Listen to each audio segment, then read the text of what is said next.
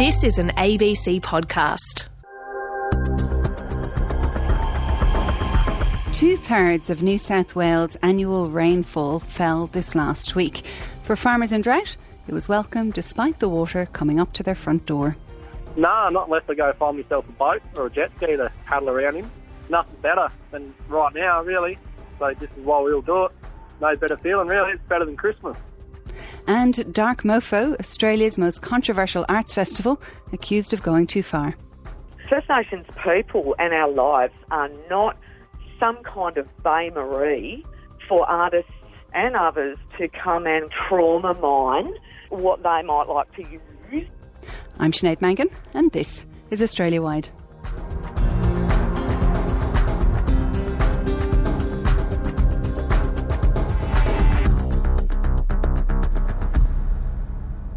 So firstly, my heart goes out to everyone who's been adversely impacted by the unfolding emergency across New South Wales.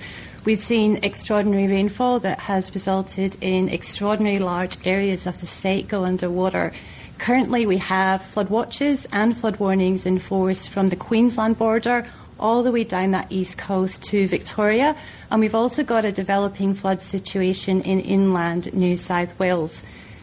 My colleagues here in Sydney who have been flood forecasting for over 20 years have never seen anything like it. The Bureau of Meteorology's Victoria Dodds. Now, hydrologists from the Bureau have never seen anything like the flood zone from this ongoing crisis.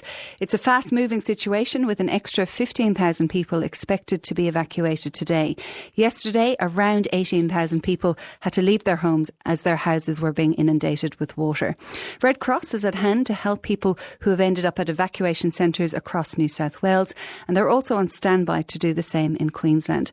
Poppy Brown is the New South Wales Director of Red Cross. Now, Poppy Brown, the numbers of people displaced because of these floods, it's kind of hard to imagine. Can you explain to me the work Red Cross is doing to help people at evacuation centres? Yeah, look, it's been a very busy time. And as you say, the scale of people being displaced is huge. So at the moment, we're helping in about 13 evacuation centres in New South Wales, and we are on standby in Queensland. And we've had people come in. So people coming in to evacuation centres are those people who aren't able to get to friends and family. Sometimes the roads are closed. Sometimes the flood comes up so quickly, they just can't get there. So we are finding people coming in often, as I say, the rivers have risen very quickly. So they've often come in with not much with them. So maybe, cold and wet with their animals, with their children, and just in a bit of a state of shock, and obviously very anxious for their homes and sometimes their livestock and their farms. So we're there to provide a friendly face and help them access, dry clothes, blankets, cup of tea, and also to really help them cope with the situation. So all of our volunteers are trained in psychological first aid, which basically means we're there to help people cope with what is a very, very stressful and, distressing situation for people. I know you're on standby for Queensland. What's the status with that?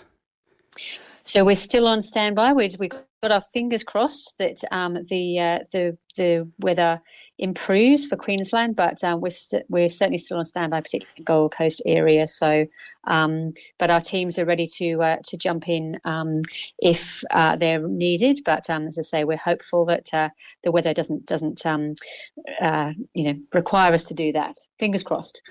I know these emergency services, you're coming to grips with the work that needs to be done, because floods are just this kind of emergency, is very fast moving, and then when the floods subside, a lot of work needs to be done. How are you doing with that kind of forward logistical planning for this, what is a huge event? Yeah, and it is very difficult to estimate currently the scale of the need, because sometimes we have people in evacuation centres and staying with friends and family that are just cut off by roads, and when they go back to their homes, hopefully their homes, haven't been inundated with water. But there are other people then whose homes, will be badly damaged, and they have lost a lot of, property, and obviously sometimes there's loss of livestock as well. So what we're doing is we're obviously supporting people in evacuation centres. We've got a lot of resources on our website, which is redcross.org.au. There's loads of resources on there about how you can take care of yourself, but also how to clean up after a flood, how to dry out things, how to safely dispose of things, all that sort of information. So we do encourage people to kind of check that information out, because it is a long process for cleanup, and any little help that people can get is much needed. And I know that there will be help, obviously, from Defence Force and fire trucks. So the Shane Fitzsimmons said today. So there'll be a lot of support given to communities as they do the big cleanup. Tell me about Register, Find, Reunite. Yeah, so Register, Find, Reunite is a system that helps people connect with their loved ones. So if people are evacuating, we encourage them to register on the website just to tell people where they're going to be going. And once they've logged their location in the system, that means that the police know where they are, and also that their friends and family, if they can't get through to them because maybe their mobile phones run out of power or, no mobile reception, that they can ring the helpline and their friends and family can know that they're okay. Have you had many people register so far? So we've had nearly 700 people register so far, which is great. And it's really helpful when there's certainly, as I say, we all rely on our mobile phones, but sometimes, we lose power and there's no power to be able to charge it again. So it's a bit of a fail-safe way for, our loved ones to be sure that we're doing okay. And for those of us outside the danger zone watching this thing develop, what can we do? Well, what we're saying to people is, firstly to obviously check the weather forecast in your area and keep on top of the emergency advice for your area, but also check in your friends and family and make sure that they're okay in the different areas. The other thing that we say to people, we know that everybody wants to help, and obviously, while we welcome donations, obviously always through to the Red Cross, we are looking to establish what the scale is of the need as people return to their homes.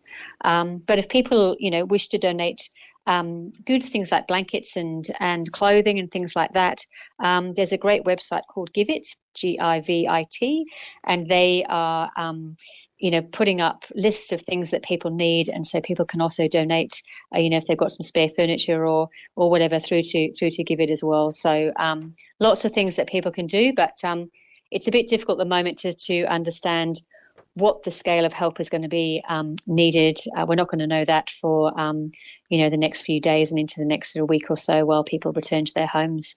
That website was GIVIT if you want to check it out. Bobby Brown is the director of the Australian Red Cross in New South Wales. Thanks a million for chatting to Australia Wide.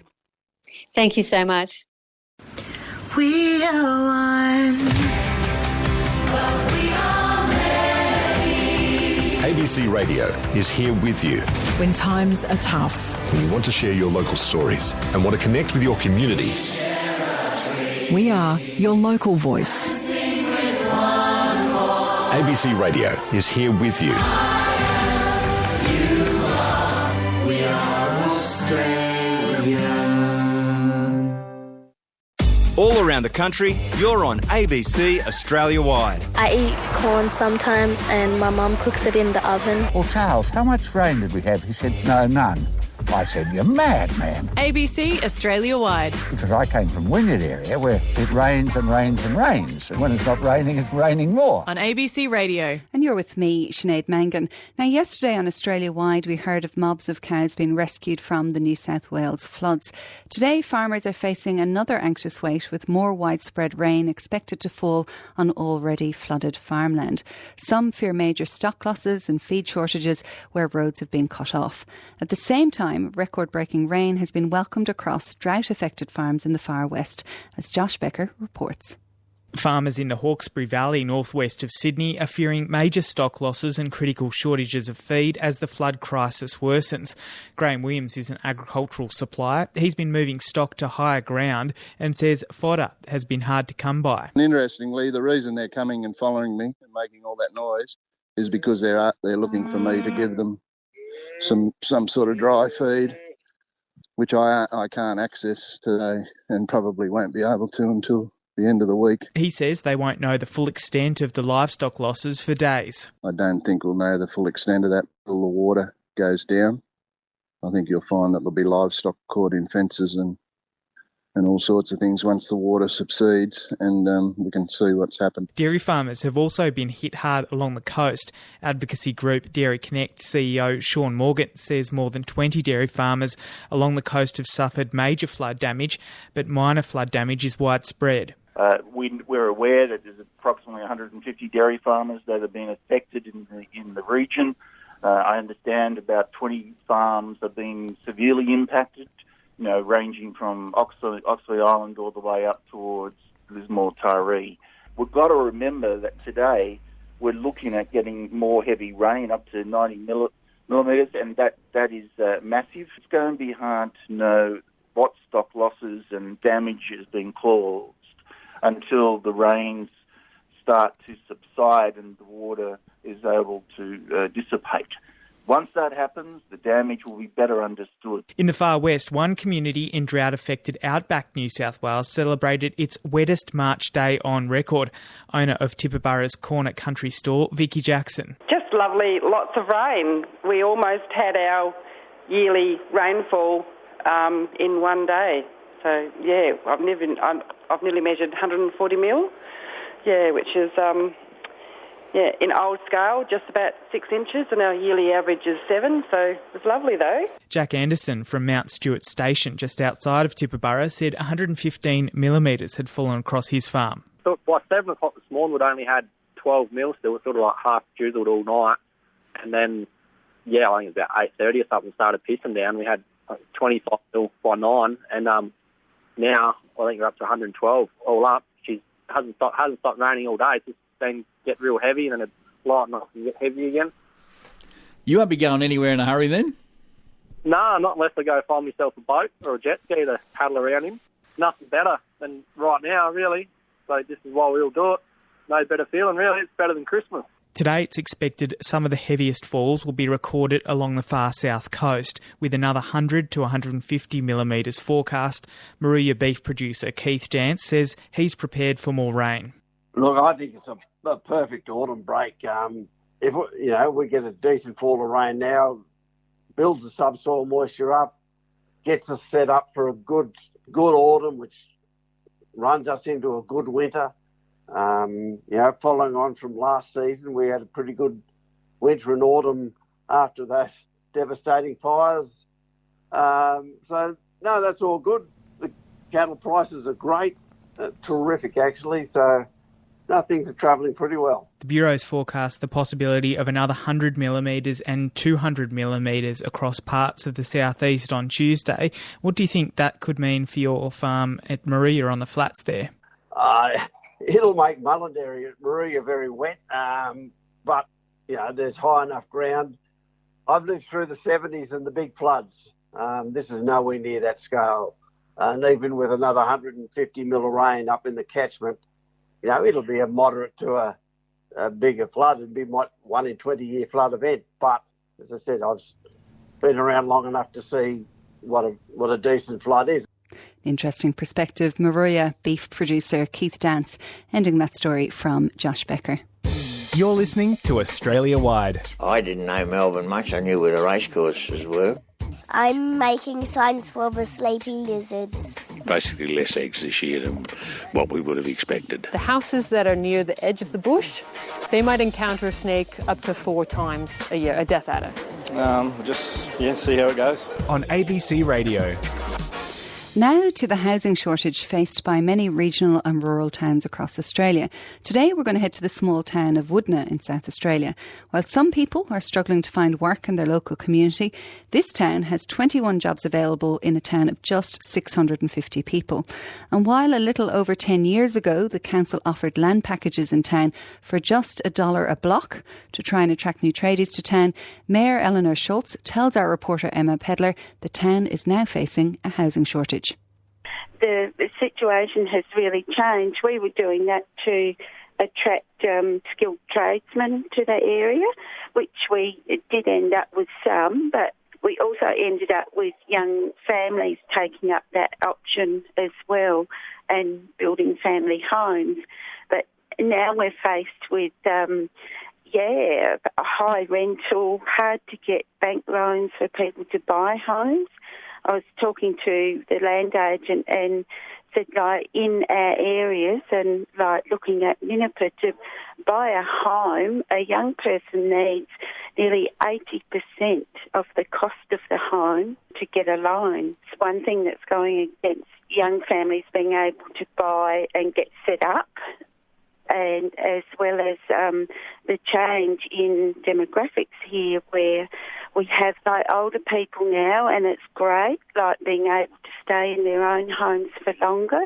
So while we've got some aged care units that are empty, we've got like younger families needing somewhere to live. We've got a South Australian Regions of Government workshop on it as well. So it's affecting all of our small communities where we'd love to have more people, but we also need the resources and services to go with it. Do you think you'll ever do the $1 blocks again?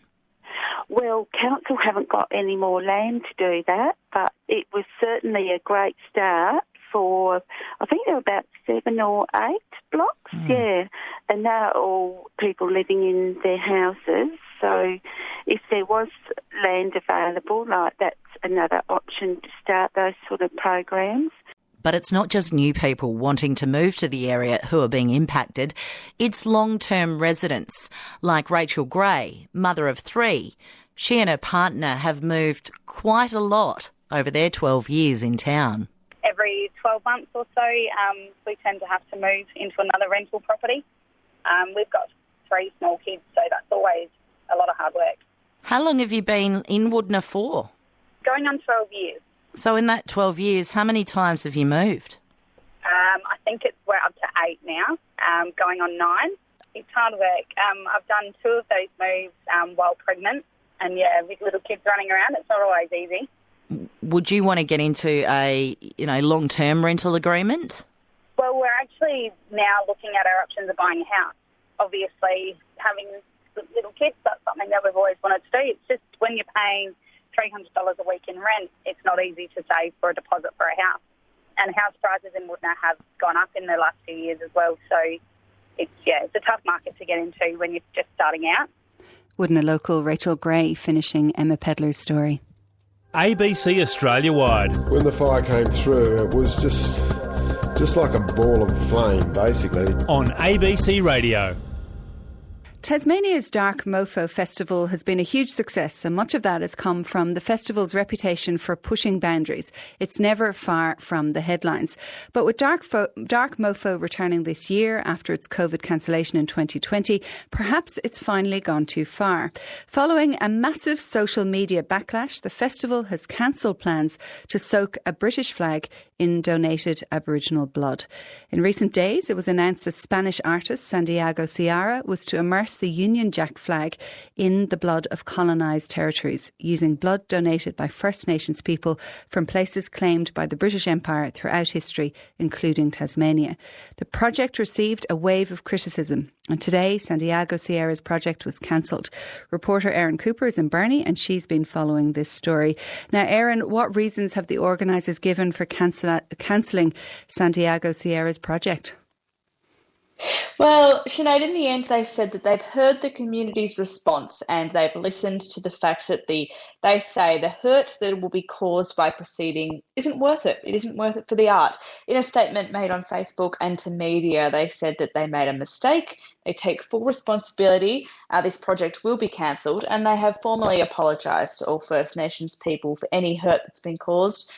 Lee Carmichael, the creative director of Dark Mofo Festival, says they're sorry. Well, let's have a listen. You spoke to the director, Lee Carmichael, as you're saying before, and this is what he had to say earlier. I deeply believe that artists have a right to express views on any topic, theme or concept that they choose. And when you start making some topics taboo for people with a different skin tone or with a different place of birth, I think that's dangerous territory. And a form of racism within itself. That's the director of the festival, Lee Carmichael. It's quite a change of heart, isn't it, Erin? That's right. It was only this morning that Lee Carmichael was speaking publicly about his support for the work, saying that the artist involved, Santiago Sierra, had honourable intentions, was an anti-colonial artist and really wanted to portray that, and he was backing him. But as you see, that's all changed in a matter of about 6 hours. Has the artist responded at all? Not that we've heard of as yet. So Dark Mofo had been keeping him pretty private. They'd been communicating on his behalf. And the only thing we've heard directly from the artist is things that we've heard from Lee Carmichael. So we knew this morning that the artist was feeling a bit misunderstood. He said that they expected some backlash, but felt that people hadn't adequately grasped what the work was about, though they did acknowledge that's a risk you take when you put art into the world. It'll be interesting to hear what the artist does have to say as this news makes its way around the world. Now, you have spoken to Tasmanian Aboriginal people just to see how they responded to this project. What did they have to say to you?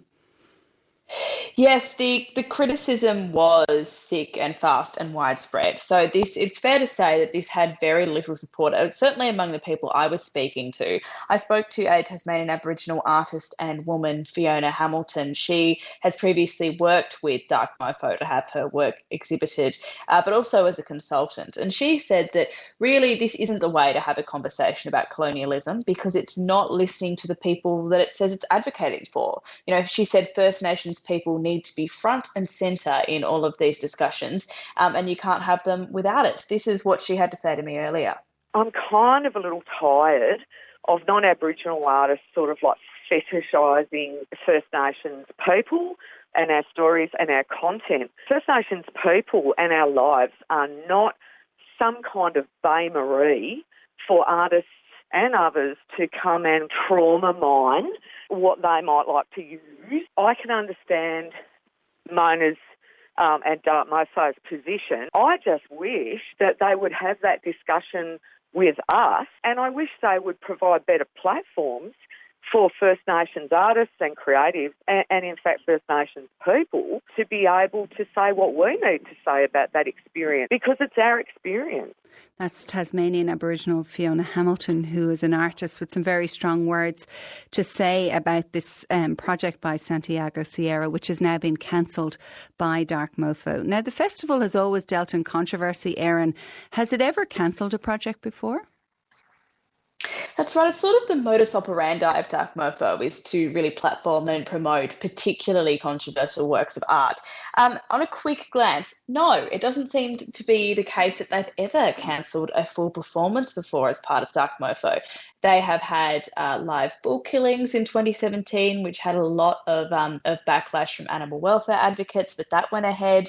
The only example we can find of something that has been cancelled was part of an exhibit at the Museum of Old and New Art, so MONA, the museum that is connected to the Dark Mofo Festival. And that was back in 2014 when they had an exhibit that was invited people to test their DNA for Aboriginality, and that was removed after considerable backlash around that. But in terms of the Dark Mofo Festival, there doesn't seem to have been anything that has been cancelled as a result of criticism and backlash. So it's a first for the festival, and people are really hoping that they learn from that. There's going to be lots of conversations, I'd imagine, once Dark Mofo kicks off. Now, leaving the controversy to one side, what's the return of Dark Mofo mean for Tasmania? It's a massive, massive boost to Tasmania's economy, especially because it happens in June. That winter period is, of course, when tourism drops off quite considerably in Tasmania.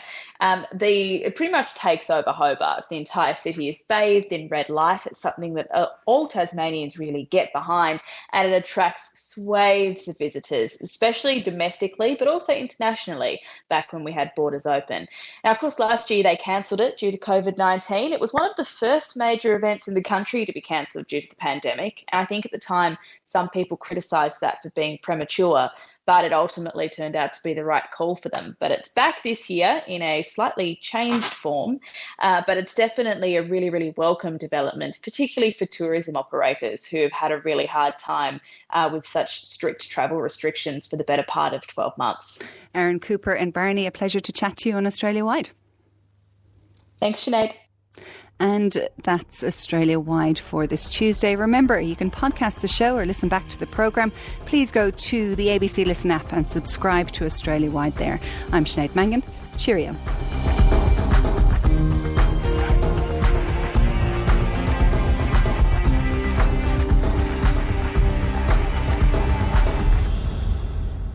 Discover more great ABC podcasts, live radio and exclusives on the ABC Listen app.